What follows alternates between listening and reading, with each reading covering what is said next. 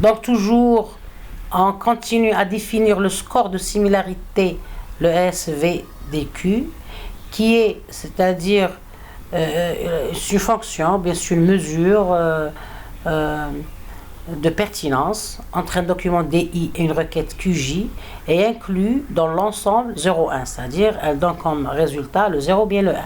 Elle repose sur un appariement exact entre l'expression logique LDI du document DI et l'expression logique LQJ de la requête QJ, comme défini ci-après. Donc je donne cette définition mathématique. Donc l'appariement DIQJ égale RCV DIQJ, qui est égal à 1 si l'expression LDI égale logique LDI est égale à l'expression logique LQJ, sinon 0. Donc l'expression LDI est égale à 1 si le document DI appartient à l'ensemble décrit par la requête QJ. Bien.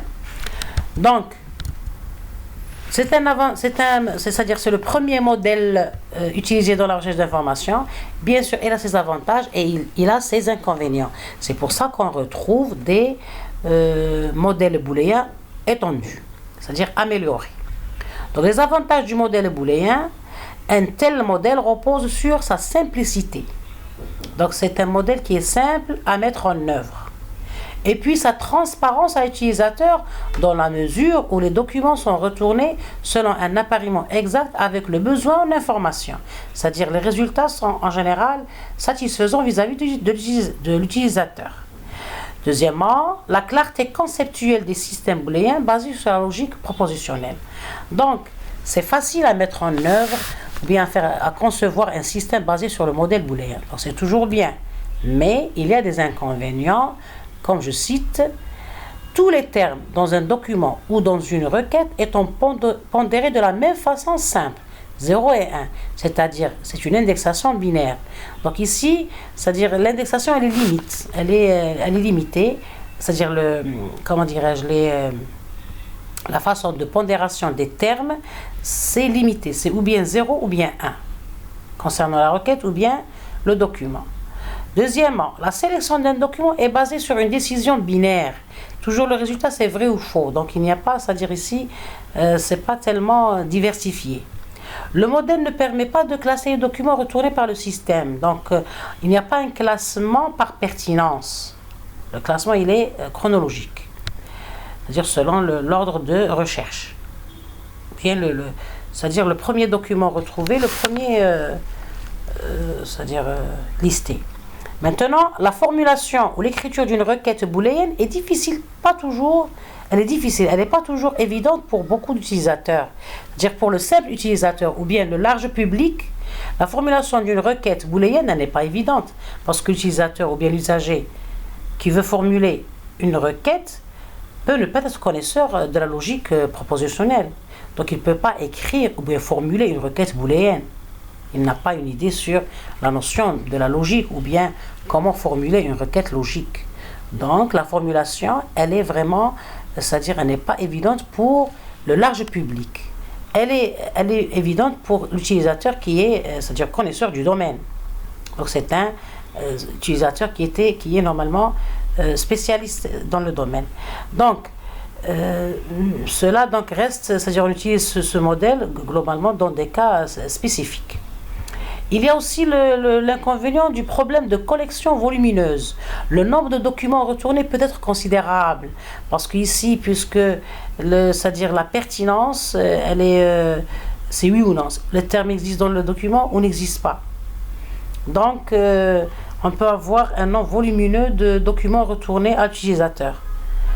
Ce qui est un petit peu, c'est-à-dire difficile pour l'utilisateur puisqu'il a beaucoup de documents à consulter.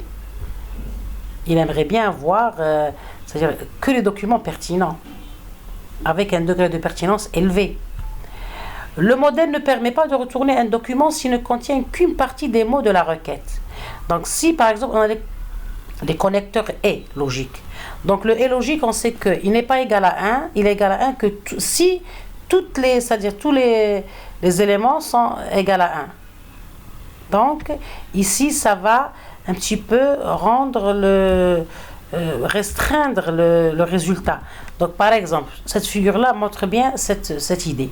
Donc on a ici par exemple une recherche booléenne pour 3 requêtes formées par les termes. On a 3 termes d'indexation: maison, appartement et loft. Donc loft, ça veut dire c'est un local commercial qui est transformé en appartement ou bien en local d'habitation. Donc on a 3 types d'habitation: une maison, un appartement ou bien un loft. Donc l'utilisateur ou bien l'acteur, c'est l'utilisateur, cherche une maison, ou bien un appartement ou bien un loft. Bien sûr, avec les opérateurs et ou et non. Donc, par exemple, ce premier résultat, on a la requête maison et appartement. Donc on a le et logique entre les deux termes maison et appartement. Donc vous voyez que le résultat ici est très restreint. Pourquoi? Parce que le et. Donc il faut que les 3, c'est-à-dire documents, contiennent les termes maison et appartement. Donc vous voyez ici que le résultat ici qui est en hachure, c'est-à-dire ici la partie ici colorée en gris, elle montre le résultat, il est restreint. Dans le cas du ou logique, c'est-à-dire on a la même requête, mais avec le ou, c'est-à-dire une requête, les mêmes termes plutôt d'indexation, mais avec le connecteur ou, vous voyez que le résultat, il est considérable. Parce que, c'est-à-dire, il va considérer, c'est-à-dire le ou logique est égal à 1 si au moins un des éléments est égal à 1. Maintenant, concernant la requête qui est formée de maison ou appartement, sauf loft, c'est-à-dire et non loft, donc vous voyez que le résultat ici, il est aussi considérable et même, il ne considère même pas le troisième document, c'est-à-dire pour le terme d'indexation loft. Donc, cela illustre ce dernier inconvénient. Le modèle ne permet pas de retourner un document s'il ne contient qu'une partie des mots de la requête, si le connecteur est utilisé. Parce que ici, il faut que tous les parties soient valides. Donc, puisque il a beaucoup d'inconvénients, le modèle booléen peut être utilisé efficacement sur des collections de documents spécialisés, dans le cas où les utilisateurs ont une bonne connaissance du vocabulaire associé à ces collections. Donc pour un large public, la formulation de la requête booléenne, c'est difficile.